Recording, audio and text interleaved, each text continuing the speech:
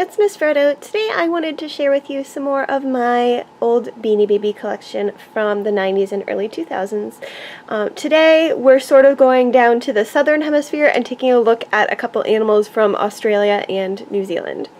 So first up is Australia, and we have the platypus, who are not normally purple, but this one is, and her name is Patty the platypus. Her tag says, "Ran into Patty one day while walking. Believe me, she wouldn't stop talking. Listened and listened to her speak. That would explain her extra-large beak." And they're a mammal that lays eggs, and they have a bill like a duck. Very interesting creatures. Okay, next up is the koala, one of the marsupials of Australia. His name is Mel, and he says, "How do you name a koala bear? It's rather tough, I do declare. It confuses me. I get into a funk. I'll name him Mel after my favorite hunk." I wonder if they're talking about Mel Gibson? This guy was from 1996. Are you named after Mel Gibson, honey?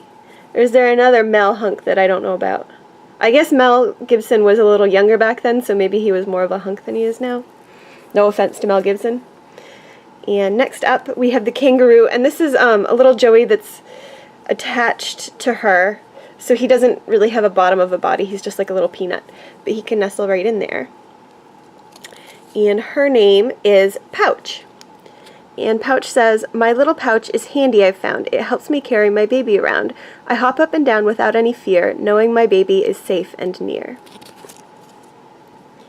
So that is Australia. Next we're going to take a quick trip over to New Zealand. Now this first one up is a bat, and I know bats are found all around the world, but I thought I'd throw him in with my Southern Hemisphere kit because bats are the only mammal that is native to New Zealand. Before humans arrived, they were just like birds and reptiles and things like that, and bats were the only mammal that was there, and then humans came and introduced a bunch of mammals. So that's why I wanted to throw him into New Zealand. I think he's super cute. I usually use him as like a Halloween decoration. He has little Velcro on his wings, so you can stick his wings together, and he can hide and be shy like that. Or you can open his wings up and he can flap around. Alright. And his name is Batty. And Batty says, "Bats may make some people jitter. Please don't be scared of this critter. If you're lonely or have nothing to do, this Beanie Baby would love to hug you." Aw, and he can hug you.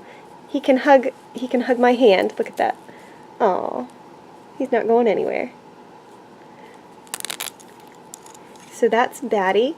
And then, last but not least, this is my favorite. I spent a semester studying in New Zealand. Greatest experience of my life. I love that country.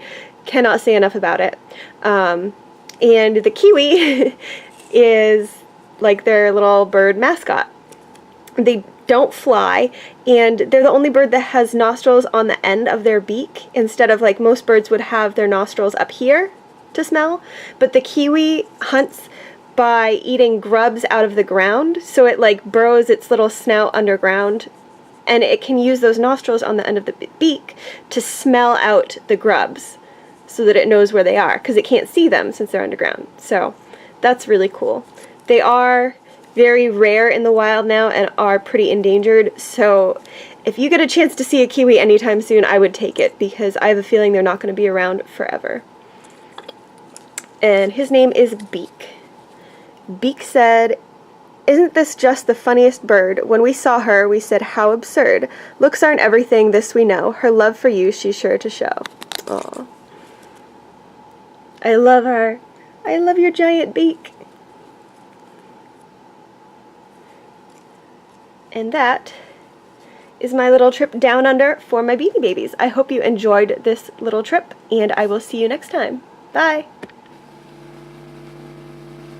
Hope you enjoyed the video. As always, please like, subscribe, and comment below. Thanks for watching Miss Frodo's Toy Hoard. Bye!